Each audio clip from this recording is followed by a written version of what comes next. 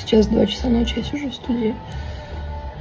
И я только что закончила работу по расплетению полотна. Эта работа заняла 31 час. Я хотела сдаться, наверное, раза 2 или 3 во время того, как я это расплетала. У девушки волосы длиной сантиметров, наверное, 80. И я сначала подумала, да, она мне отправила фото, я такая, да, конечно, за час-два справимся, сейчас, быстренько. Разыскивается.